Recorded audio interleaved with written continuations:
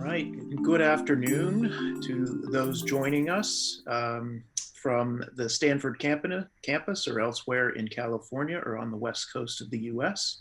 Good evening to those of us joining us from further east. And good morning to those waking up in Taipei, Taiwan, or elsewhere in Asia. I am Karas Templeman. I am the program manager of the project on Taiwan in the Indo-Pacific region here at the Hoover Institution at Stanford University. And it is my pleasure today to introduce our speaker, Alex Wong of the Hudson Institute. I want to note today that this is the last of our regular speaker series events for the 2020-2021 academic year. I want to thank all of our audience for bearing with us as we dealt with the COVID-induced work from home and broadcast from home environment. And I hope you've enjoyed watching these from the comfort of your own home as much as we have enjoyed putting them on. This has allowed us to reach a larger audience, and we're grateful for the opportunity to speak with you in this format. I also want to note that the WHA, the World Health Assembly annual meeting is taking place this week, and Taiwan is once again not a participant in that annual meeting, as our speaker today will also talk about a bit. Taiwan until 2016 had observer status at that meeting, and so Taiwan has been excluded in part because of pressure from Beijing as part of a concerted political campaign to squeeze off Taiwan's international space. And that's particularly disheartening and relevant to today's conversation because Taiwan is also in the midst of a COVID outbreak, the worst there so far. They recorded just north of 400 cases today.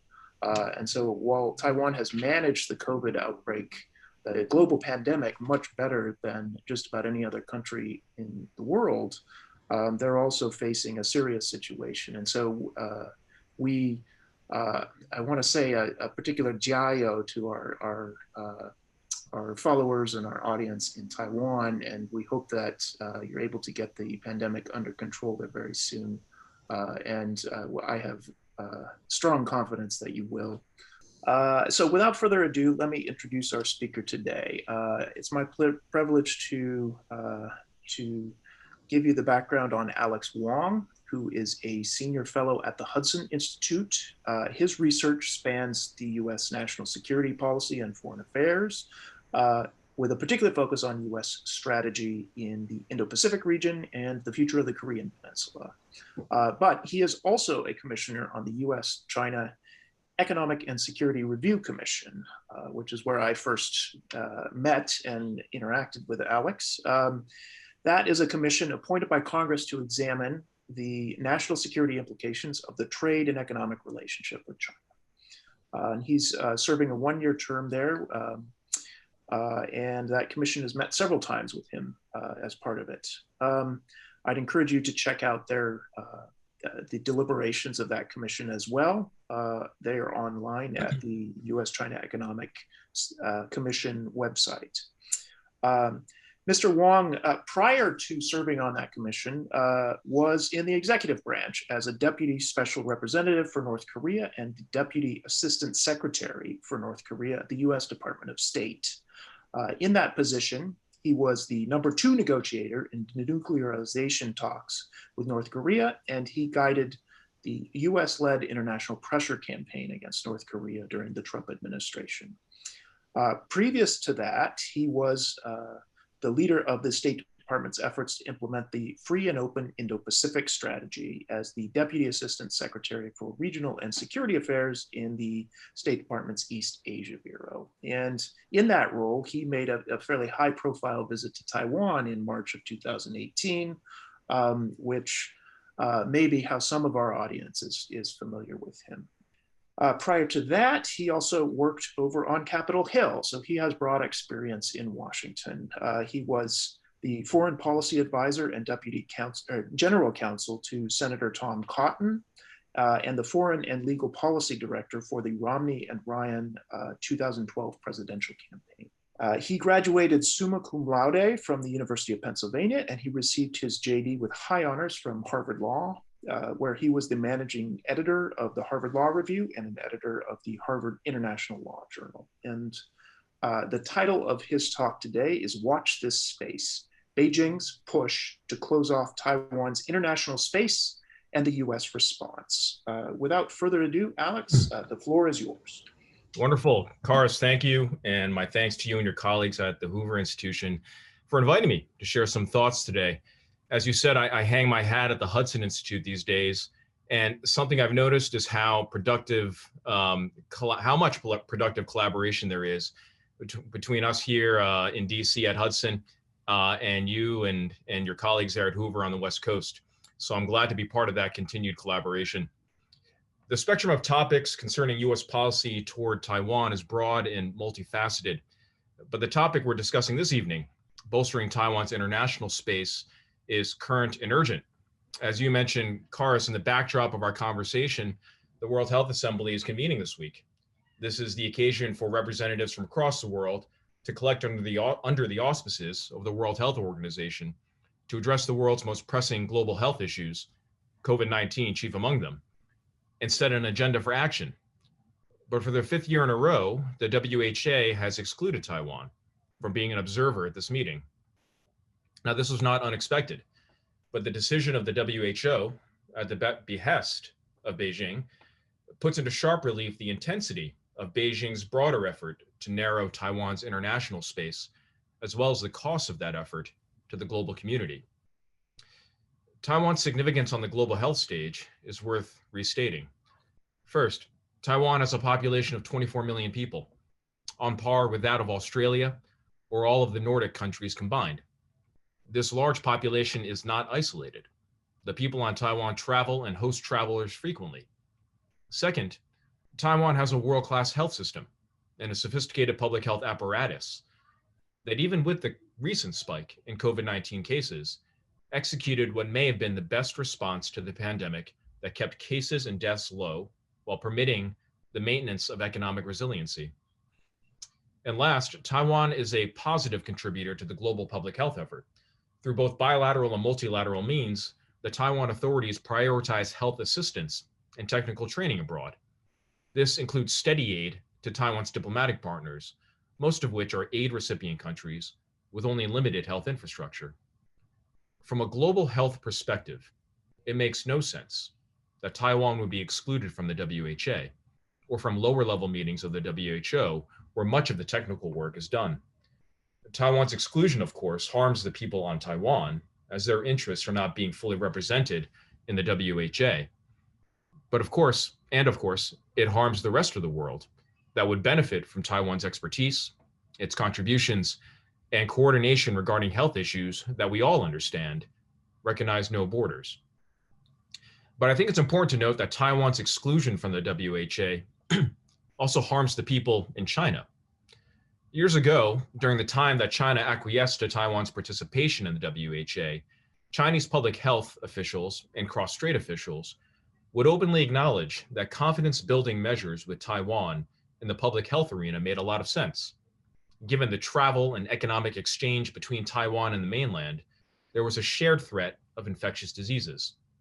But importantly, given the people-to-people connections and common language between the mainland and Taiwan, there was also an enhanced capability and possibility to coordinate on mitigating and eliminating the disease threat. For 5 years now, that threat has been allowed to fester. And it's worth asking what better steps might have been taken to combat and contain COVID-19 had that coordination continued and had it grown. Now, I've spent some time laying out the entire case of Taiwan in the WHO because it's emblematic of a broader Chinese effort in multilateral fora and the negative consequences globally of that effort. Over a period of years, China has deliberately gained increasing influence in technical intergovernmental organizations. That a country would seek greater influence at UN organizations and other fora is not in itself objectionable. but it has become clear that China has used its enhanced influence in significant part to pursue a range of narrow political aims. And it's done this at the expense of the technical missions of these organizations, namely to foster coordination and provision of international public goods. And perhaps the chief political aim that China has pursued in these fora is the isolation of Taiwan. A chief question we need to ask is, why would China do this? What are Beijing's objectives and intentions when it seeks to exclude Taiwan from international fora and, at other times, to encourage the diplomatic partners of Taiwan to switch their official recognition to Beijing? Of course, a portion of this answer is China's sensitivity to any international institution or foreign actor coming even near the question of China's claim of sovereignty over Taiwan. But that's not the entire explanation. For much of the past 40 years, there's been a discernible, if tenuous, line China has drawn where it would not protest Taiwan's inclusion in international fora where observer or non-state status was available. The basic idea was that if the participation of Taiwan did not touch on the question of sovereignty, China would stand down. This is the basis for Taiwan's participation in APEC, in the WTO after all, where Taiwan participates in a functional observer status. But China's objections in the case of the WHA for the past 5 years and the intensity of its protestations in other contexts do not turn on any recognition by an international body of Taiwan as an independent state. They're turning, in fact, upon other motivations. First, China is increasingly using its ability to pressure Taiwan's international space as a cudgel against Taiwan's democracy, and in particular, President Tsai Ing-wen. China's WHA protest, as well as its campaign to poach some of Taiwan's diplomatic partners, began 5 years ago with the election of President Tsai. Beijing explicitly linked the WHA decision in 2017 to its row with President Tsai over the status of the 1992 consensus. While the world has become perhaps acculturated to China's casual linkage of the question of Taiwan's sovereignty to the issue of WHA participation, it was in fact quite a bold and disturbing development. It was an open statement by China that it was using its position in a technical world body, one that should be free from politics, to achieve China's narrow political ends in a coercive manner. In this frame, the harm to the public health outcomes of the people on Taiwan and the rest of the international community wasn't an ancillary consequence of China's effort to exclude Taiwan. It appeared to be the point. The second motivation behind China's current push to isolate Taiwan is related to China's domestic party politics. There's been much talk in recent years, in both the media and in diplomatic circles, of so-called wolf warrior diplomacy. Diplomats who have been on the other end of this style of diplomacy are familiar with its hallmarks: nationalistic lectures and sometimes insults delivered in a brusque tone that seldom make any nod to any notion of dialogue or diplomatic exchange of ideas. The truth is that these are not, in fact, diplomatic dialogues, because when wolf warriors are talking, their audience isn't the foreign diplomat across the table. The audience is the domestic audience back at home in China, and in particular, the Chinese Communist Party authorities. With each passing year, the domestic party politics of China increases its demands on China's diplomats, on China's overall foreign policy, and I believe increasingly on its cross-Strait policy. Looking to the statements of Xi Jinping and other party leaders, it's clear that the issue of Taiwan is taking on a larger and more urgent profile in the party's planning. Whereas leaders prior to Xi Jinping laid out more restrained policies regarding Taiwan, they were that were at best or at base status quo positions. Xi Jinping has been different. He's expressed impatience with the Taiwan issue and a desire not to pass the question of Taiwan from, quote, generation to generation. While China is not a democracy, it is not bereft of popular and party politics. Xi's statements at the same time both fuel and reflect a nascent political desire among the Chinese population and the Communist Party members to force the issue across the strait. You could term this a negative political feedback loop, one to which China's wolf warrior diplomats are responding. And we're seeing part of that response in China's increasing pressure on Taiwan's international space. The third motivation behind the current push to isolate Taiwan is the most worrying to me, and it's where I think US interests are most at stake. In modern military studies, there is the concept of shaping the battle space.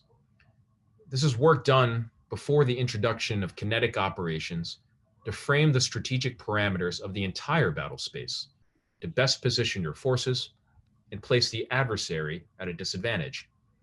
This goes beyond traditional battlefield factors to more abstract, but equally vital, political and economic factors. Judging from China's considerable increases in defense spending over the past decade, coupled with an evaluation of the types of air, sea lift, long-range fires, and information capabilities that it's investing in, I think it's clear that China is preparing its military for a possible Taiwan contingency. At the same time, I look at China's increasing efforts to isolate Taiwan in the same light. China is preparing the political battle space to enhance its chances at success in a coerced unification operation if it so chooses. China's success in an invasion scenario depends not just on military hardware, but also on the intensity of the international political opposition it would face. An isolated Taiwan is an easier target for a Chinese strategic planner. It's not so easy for a Chinese planner if Taiwan has strong ties to international institutions and both official and unofficial partnerships around the world. Invading a Taiwan that is strongly wedded to the international space would put China at greater risk of pulling in other actors into the conflict. Those actors may not play a direct military role, but they would respond with measures that would close off China's own international space in the political and economic arenas. Now, so far in my remarks, I've laid out what I see as China's multifaceted motivations in trying to close off Taiwan's international space. And in reviewing them, I think there's a clear trend. Beijing's approach to diplomatic matters, technical cooperation matters, political matters, and military matters is not cleanly compartmentalized among those policy spheres. In fact, in a number of instances, Beijing enunciates clear linkages between those spheres. Whether it's regarding Taiwan or other issues, Beijing's policymaking and its statecraft can be seen as unitary across traditional policy categories. US policymakers, in turn, should remind themselves to think about the US approach to cross-strait issues not in a compartmentalized fashion, but as a spectrum of issues that are interconnected. The issue of bolstering Taiwan's international space, as well as the issues of US-Taiwan trade, investment, military sales, and people-to-people ties, directly connect in a unified fashion to the core US interest in cross-strait stability and the prevention of conflict and coercion. Now, this is not a new idea. It's in fact been the underlying concept of US involvement in the Taiwan Strait for the past half century. And it's a concept reflected in the suite of documents that form the basis of the US One China policy, the joint communiques, the Taiwan Relations Act, and the Six Assurances. Those statements take a comprehensive view of US-Taiwan relations. In them, there is no purely political. There is no purely economic. There is no purely security. All aspects of US-Taiwan relations are connected to the overall interest in stability across the strait. Now, that's the basic conceptual framework of US-Taiwan policy. But I'd like to add another concept to that framework. It's a concept we pursued during the Trump administration, and one I believe many in the current Biden administration wish to pursue as well. It's the idea that, paradoxically, the most effective way to maintain stability across the strait is for the United States not to look at Taiwan as a narrow cross-strait issue to be managed. Instead, the United States should widen the aperture.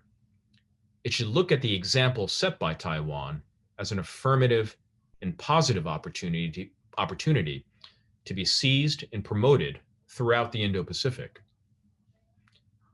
Taiwan has a vibrant democratic system.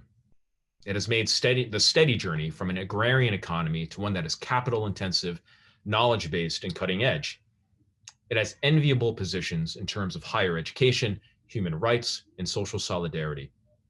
Leveraging those qualities to embed Taiwan in the free and open fabric of the Indo-Pacific would go a long way in balancing against Beijing's coercive drive and deterring aggression from across the strait. Beijing, for sure, would like to cut the threads of that fabric around Taiwan. In turn, the United States and our partners need to reinforce those threads, not just for the interests of the people on Taiwan, although those are important. It's for the national interest of the United States across the Indo-Pacific region. Now, this is a conceptual framework that I would propose for U.S. strategy. But what are the specific policies that would animate that framework? There are three tonight that I'd like to highlight, and they pertain to three distinct areas of Taiwan's international space. First, multilateral institutions. Second, China's periodic attempts to poach Taiwan's official diplomatic partners. And third, Taiwan's position in the global trading system. First, in order to protect technical multilateral institutions from Chinese attempts to infuse them with narrow political aims, whether they're focused on Taiwan or not, it's important for the United States to institutionalize within its civil service and its diplomatic corps expertise in multilateral affairs.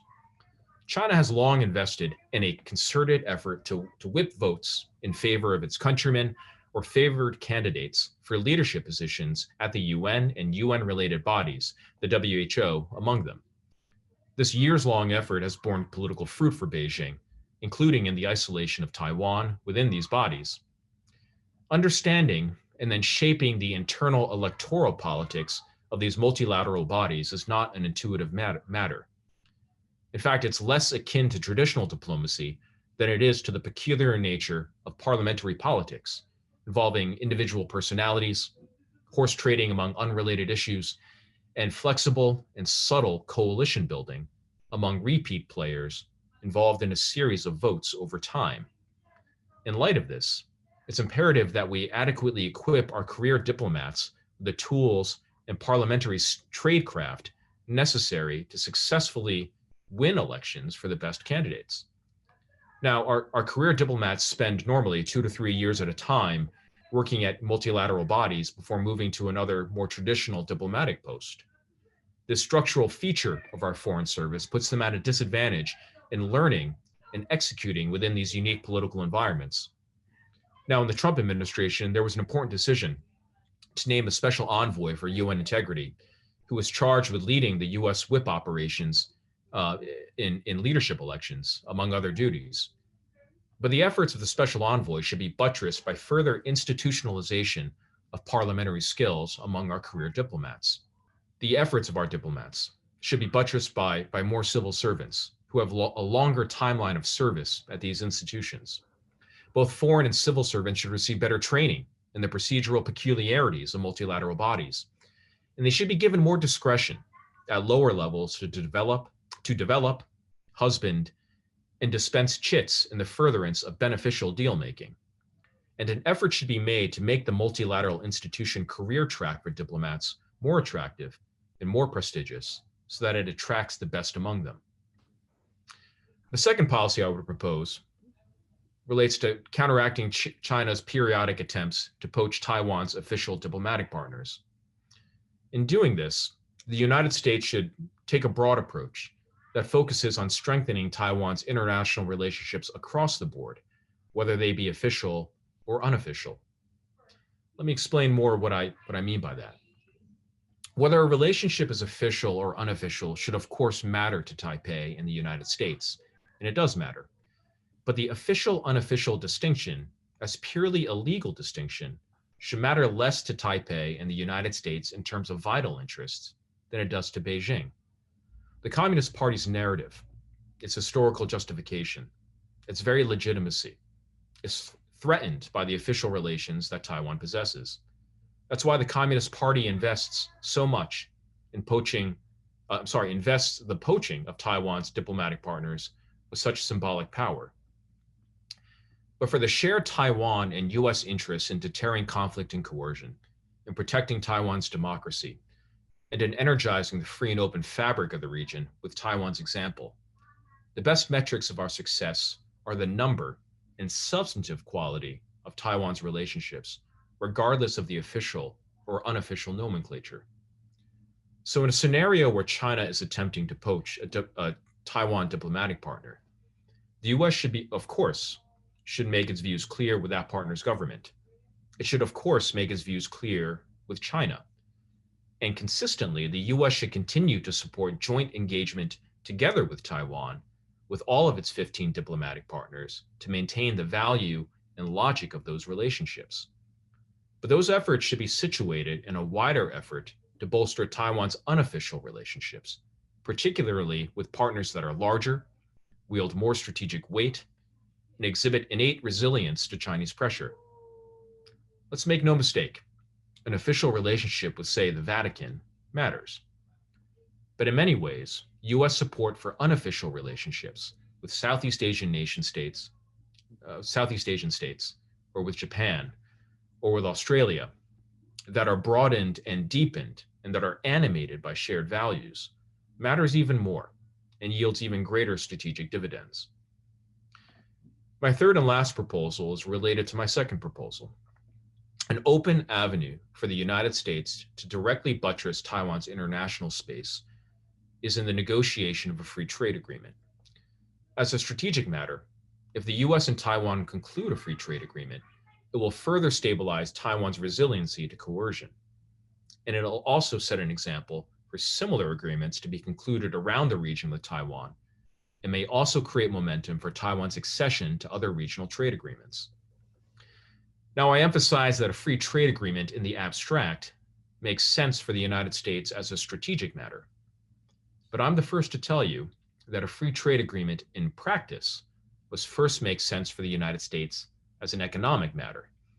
If it doesn't, the trade agreement will not have popular support, and as a result, it will tend to fray the strategic logic of the agreement over time rather than strengthen it. Finding that economic sweet spot, one that can then give rise to strategic benefits in the long term, is the job of trade negotiators. And I'm eager to see what steps the new US trade representative takes in this regard. Now, I've spoken a long time, and I want to be sure to leave room for some spirited questions and discussion. But I want to say thanks again to you, Karis, and to the Hoover Institution for the opportunity to speak tonight. And I'm looking forward to the conversation. Okay, great. Thank you for that wonderful presentation, Alex. You've put a lot on the table. I was remiss earlier in my introduction in noting we are accepting questions from the audience. If you have a question, please do enter it. You'll notice a little Q&A box down at the bottom of your screen. You can just write in your question there.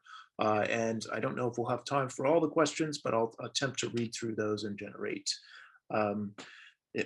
a prompt for our speaker to respond to.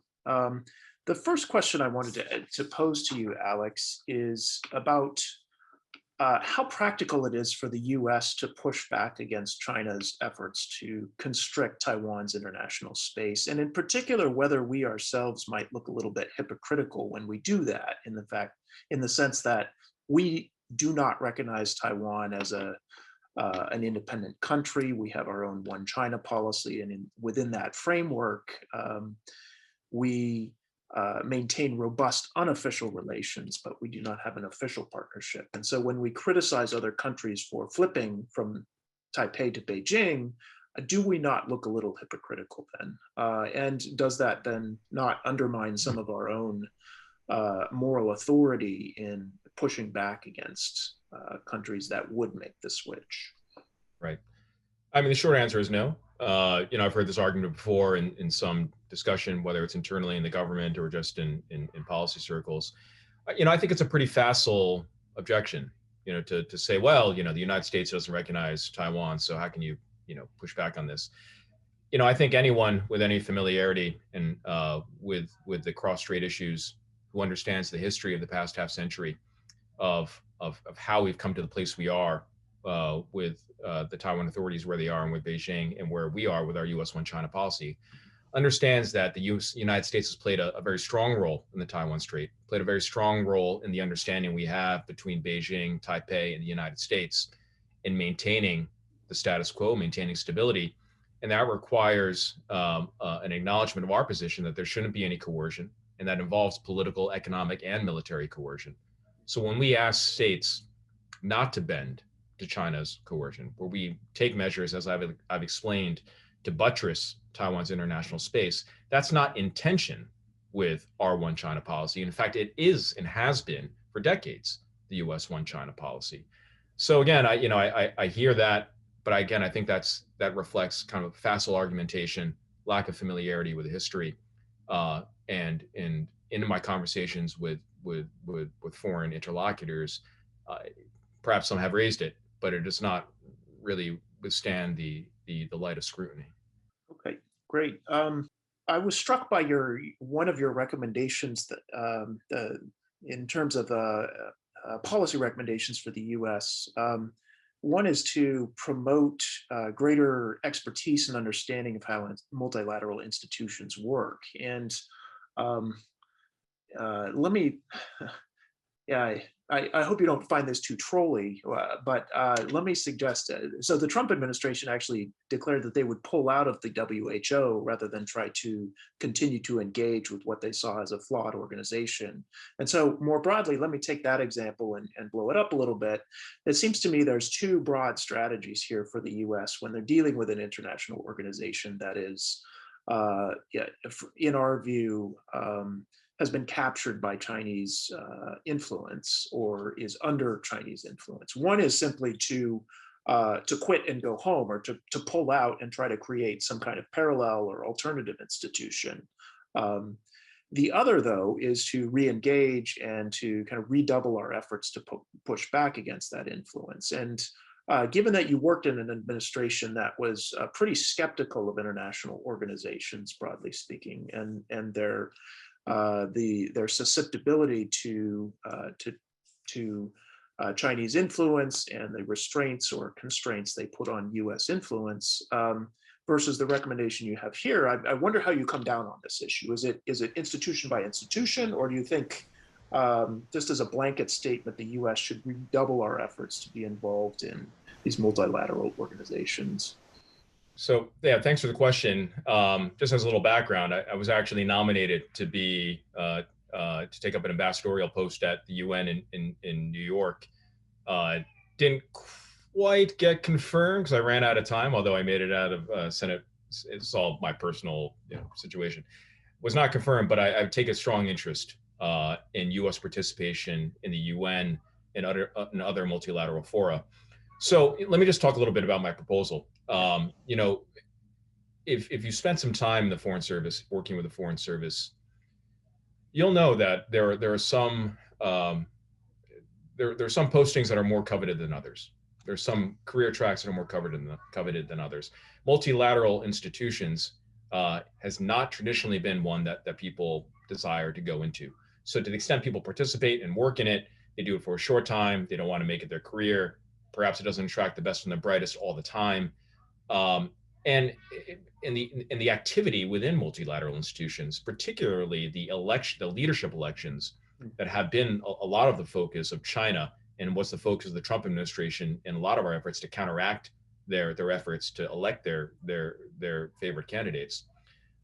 That's more foreign to a Foreign Service officer than being in Beijing or Hanoi or wherever. So there needs to be an effort to compensate for that, to give them the right tools so they can be as effective as they can be in that setting. And those foreign service officers, with prior parliamentary legislative experience, I think it worked very well in those types of bodies. Now, going back to your question regarding, U.S. Withdrawal from certain bodies, I have no problem with that as an option, where we find that an institution is not living up to its mission, where an institution has been so put at odds with the UN Charter or whatever the charter may be, and I'm talking, if you want specifically about the UN Human Rights Council, for instance, that should be an option for us to withdraw, because if we are fully committed as the number one funder of UN operations, no matter which direction these organizations are going, no matter how corrupt they are, no matter how disfigured their activities are, that's not an incentive for them to reform. So that should be a tool. But I think that's a different question and a different issue, or at least one that is skew or separate from the issue of engaging forthrightly in the internal electoral politics of these bodies, whether it's at ICAO or WIPO or WHO, where we are ensuring that the leadership that gets elected, and it doesn't necessarily have to be U.S. leadership, that leadership is abiding by the UN Charter and is not seeking the narrow political aims of a body like the Chinese Communist Party. And that's just the electoral leadership level. There's also the issue of making sure that the international civil servants at multiple levels, who are very influential, who do a lot of the work and where the rubber hits the road, that U.S. citizens, but also citizens from countries, again, that are true international civil servants, are getting those jobs, and there's not an overrepresentation from China or other countries where their designs may not be in line with the UN Charter and the overall interests of the international community. Okay, great. We're getting a bunch of questions in now, and several of them have to do with Taiwan's access to vaccines. I imagine you had some involvement with this during your time at State in thinking about COVAX and other ways that vaccines are distributed internationally. Taiwan is part of COVAX and has received a few thousand vaccines. I believe they're up to about 500,000 now in total through that network. But other channels that they've pursued to get vaccines have not been as effective. And in particular, there's a big controversy right now in Taiwan about the possibility of getting vaccines from Chinese suppliers. Taiwan has a blanket ban on pharmaceutical products from mainland China. That includes vaccines. And so there's some political pressure on Tsai Ing-wen to lift that ban. She has so far declined to do that, but she has pursued a vaccine contract with BioNTech, which is one of the manufacturers of Pfizer, which has a contract with Fosun in China to distribute that vaccine domestically in China. The dispute, as I understand it, is about whether Taiwan is included under that contract and whether Fosun then has exclusive right to distribute to Taiwan as well as to Hong Kong and Macau and mainland China. So I wondered, that's a long way of setting up this question, but I wondered if you had some thoughts about the current controversy over Taiwan's inability to sign a contract directly with BioNTech or other companies distributing a vaccine, and the delays in getting those vaccines. Right. Yeah, I've seen the same reports, and I've followed it, and I've been following, the vaccine distribution, but also just political ramifications, not just for Taiwan, but for countries throughout the world.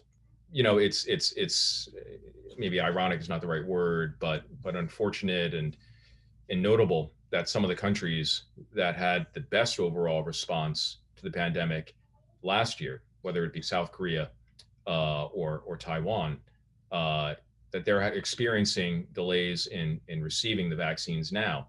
So this is not a problem unique to Taiwan, and it's going to take, and I think many countries are going to do some after action reports on how this occurred. You look at a case like Israel, where Prime Minister Netanyahu, I think, made the very early decision to not just pay more for to secure early supplies of, I think it's the Pfizer vaccine and the Moderna vaccine. Mm. But he also promised to share with those countries public health data, which is very robust in granular in Israel, to aid them in their own research on the effectiveness of those vaccines.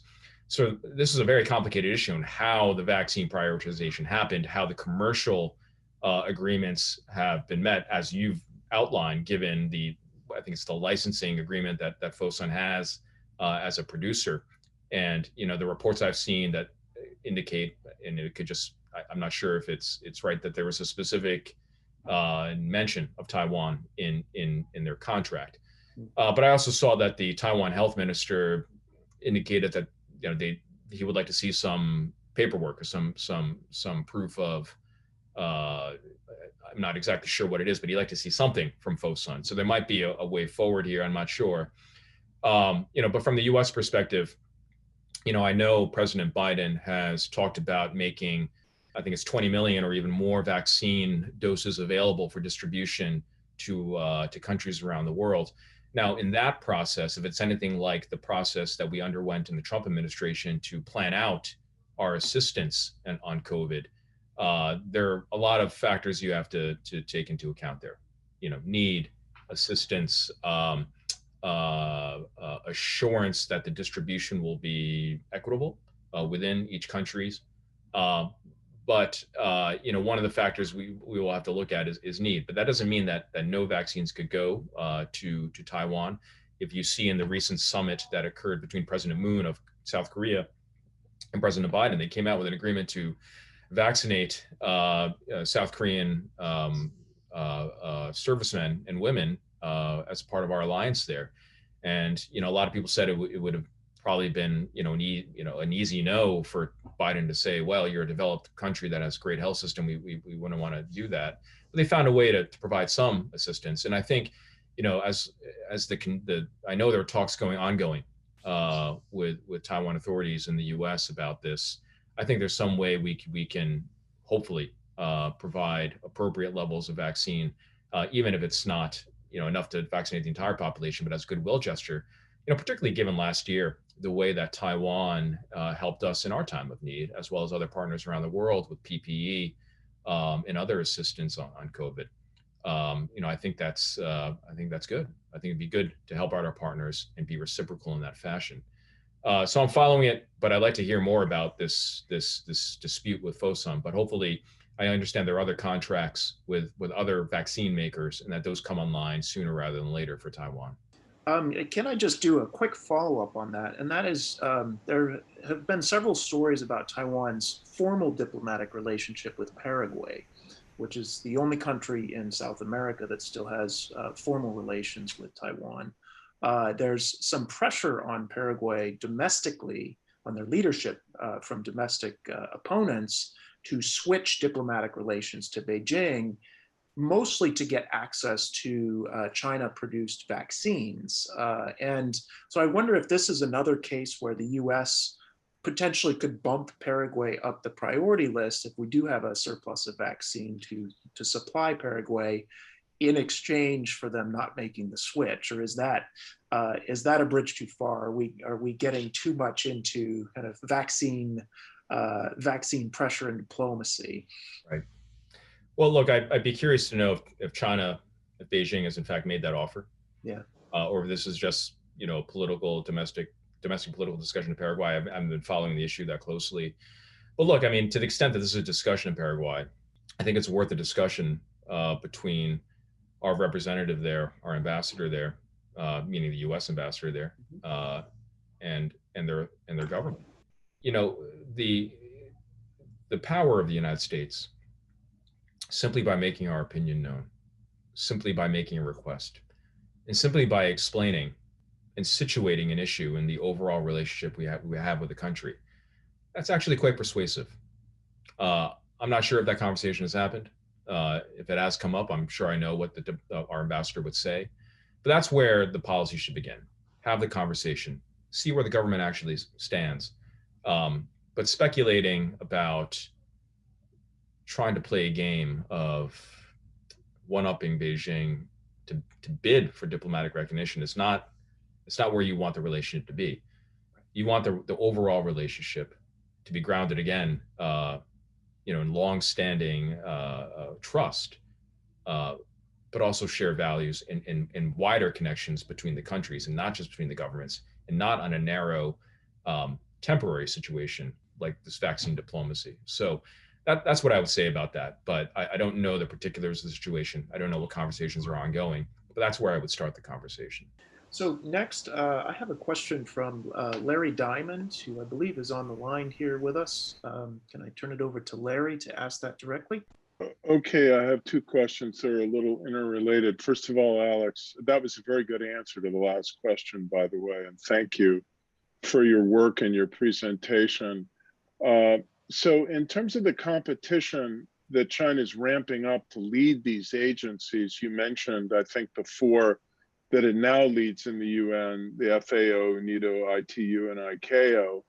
But they're also, it looks like they want to take over UNESCO, and then there'll be a contest to lead those other four. And, what were you seeing as you prepared to take up one of our UN ambassadorships in terms of a strategy for mobilizing voting power within the UN to blunt this growing ambition of China to kind of hijack the international system toward its hegemonic ambitions?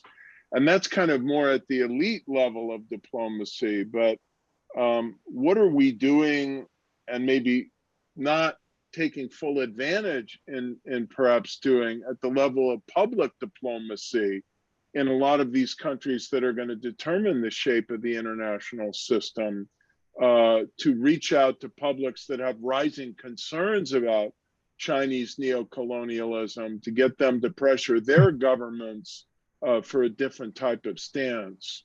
There are a lot of activities that we're taking abroad in our relationships, in strategically important regions where I think China has also strategic interests. So they're not all related to multilateral institution elections.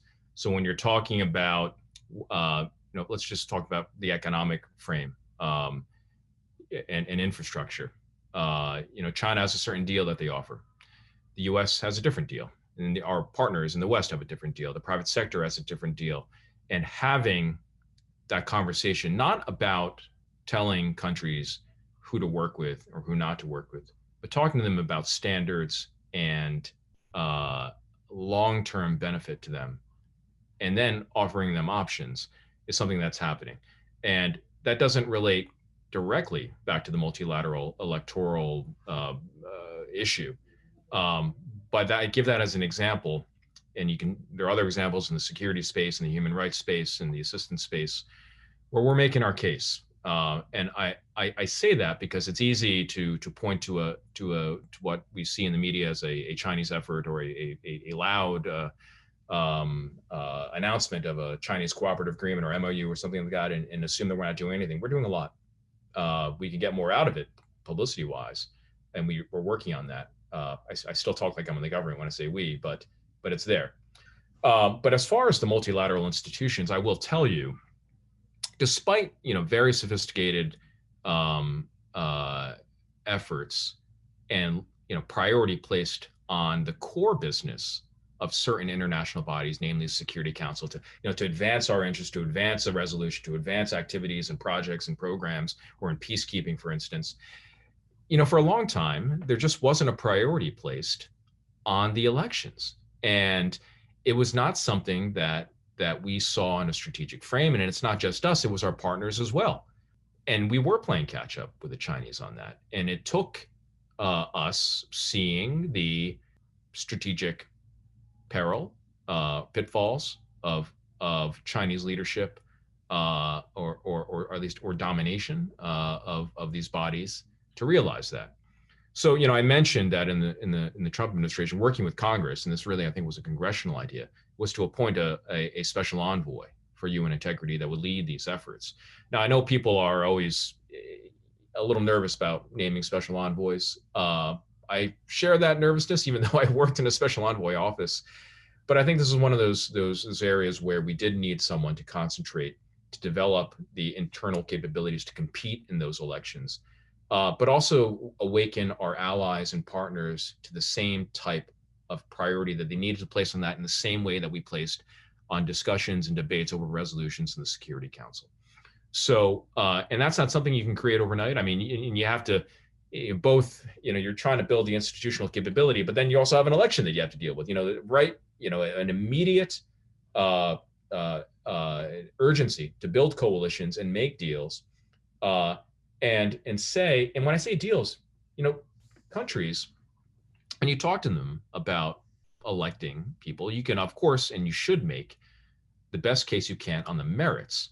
And usually there's very little dispute, at least from what I saw, very little dispute on who was the most meritorious candidate. The votes, however, in many cases, not all cases, but in many cases, that could tip the result depended on whether that country could get a vote for their candidate in some other body down the line or on some other topic. And this is the horse trading that's involved. Now, that may seem or strike folks as unseemly, but this is legislation.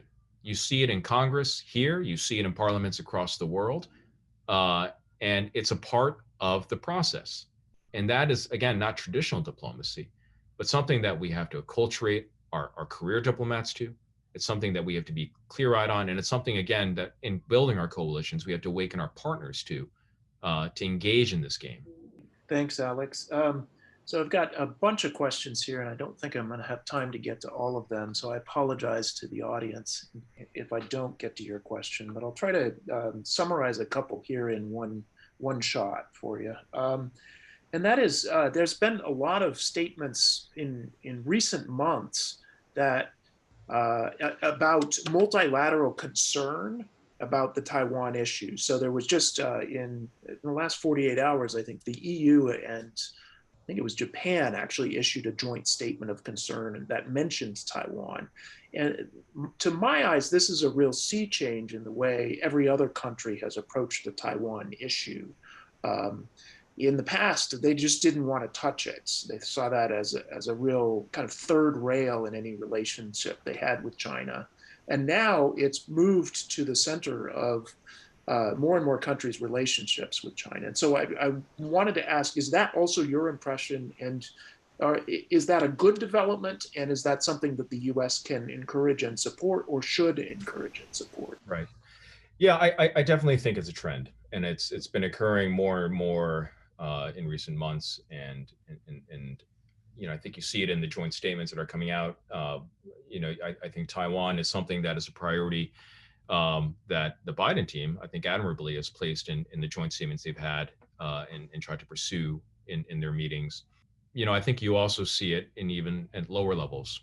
For instance, for a long time, the U.S. has had this program with Taiwan, and you're probably familiar with it, the Global Cooperation Training Framework. Right. And third countries beyond us and Japan, which is an official kind of co-host of it, countries beyond that framework have been informally hosting trainings, trying to be involved. So, I think, going back to my remarks, whether they're official or unofficial relationships, deepening and broadening relationships that Taiwan has across the board with countries is good for stability. It's good for deterrence, because expanding Taiwan's international space is an expansion of deterrence, in my view. They're connected. The politics and the diplomacy here are connected to the security. Now, I think the statements are a good thing where multilateral institutions and countries highlight the significance of stability across the strait. But I do think the more sustainable approach that these countries should take is not to focus on potential conflict or potential instability or particularly the term cross-strait. It's to focus on finding those areas of cooperation with Taiwan that are beneficial to them and that are not about Beijing. Taiwan, if I'm a country, let's say a developed country in Europe, I look at Taiwan and I think there's a possibility here for some sort of partnership on semiconductors, on advanced materials, they need energy, on energy importation. The Taiwan authorities have laid out some economic plans and economic priorities.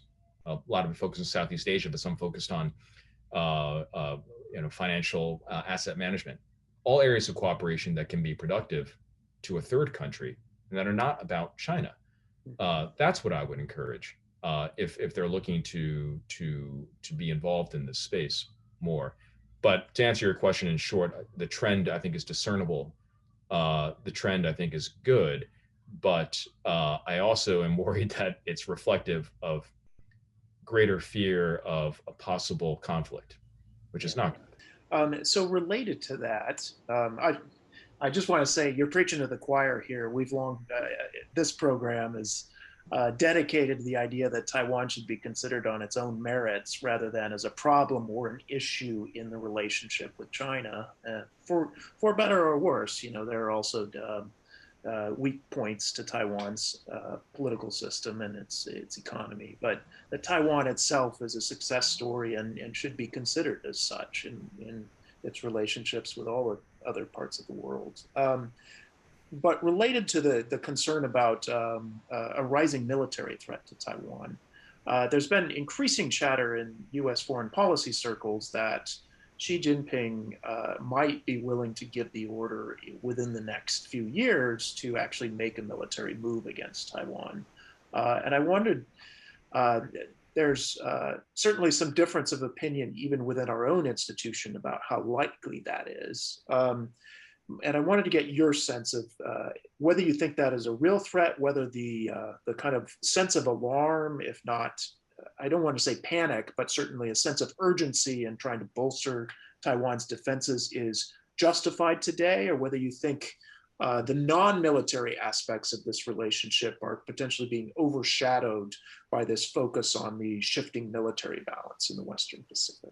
So sure, I'll answer that question. When you are judging a threat, as a policymaker, you look at two factors. You look at the absolute, if a contingency occurred, if a war occurred, a conflict occurred, you would look at the magnitude of the harm to U.S. interests and the international system, and you also look at, again, the chances, the probabilities that conflict would occur. So, even if the probabilities are small, even if the probabilities are disputed of a Taiwan contingency, I think that the ramifications and the impact, should Taiwan fall in a coerced unification, the impact on U.S. interests in the region would be catastrophic. So regardless of where you put the percentage chance, whether it's 2% or 10 or 25 in the next 5, 10, 15 years, whatever it happens to be, multiplying that by the magnitude still makes it a really a considerable and I think one of the top security priorities that we have around the world, and not just in the region. In turn, the United States military and the government should prepare for that contingency, both because if we do find ourselves and we choose to enter into that contingency, we should be able to win it. But in doing that preparation, that also pushes down the probability, because Xi Jinping will see that and it will deter him. So, I don't think it's that hard of a question of what we should be doing. We should be preparing for that. I mean, what's the saying? They always misattribute it to Bismarck or whoever, but the best way to preserve the peace is prepare for war. But there's truth to that. So whether it's this situation or others, we have to do that.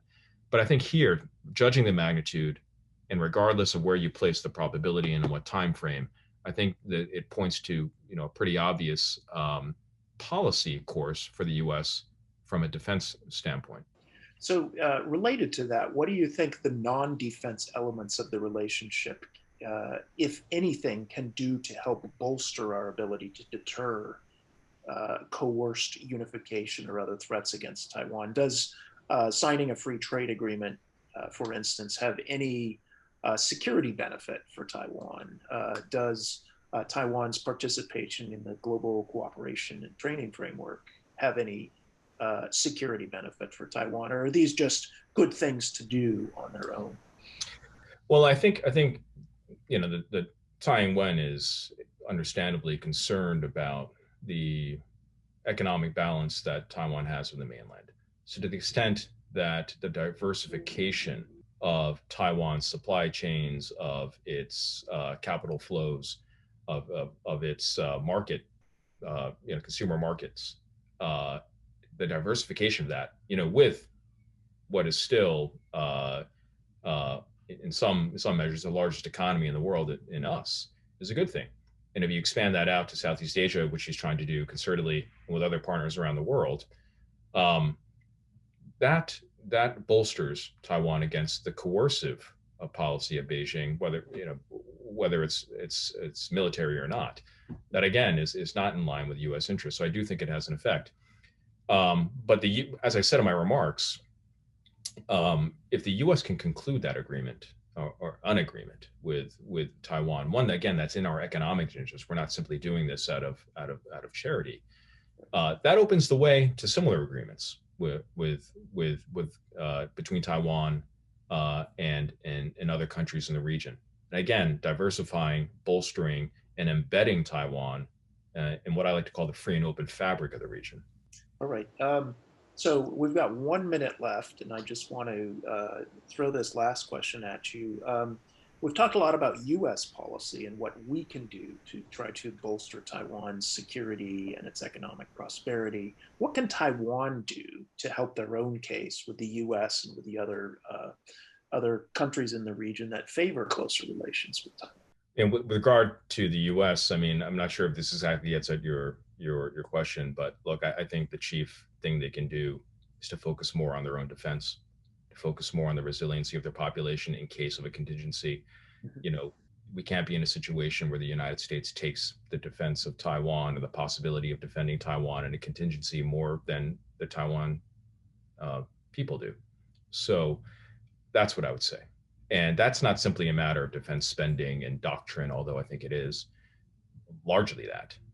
There is a cultural and political and wider discussion that has to happen, and maybe it's happening now in Taiwan on this.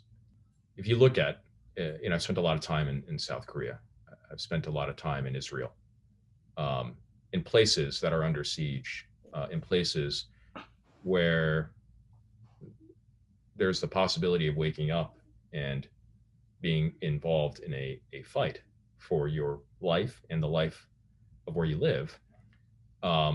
That's inculcated from a very young age, and their responsibilities and duties of those people that they take on, and each and every one of them. I think more of that, seeing more of that in Taiwan is necessary if this is to be a sustainable arrangement that we have that maintains the peace across the strait. Well said. Thank you, Alex, for that tour de force.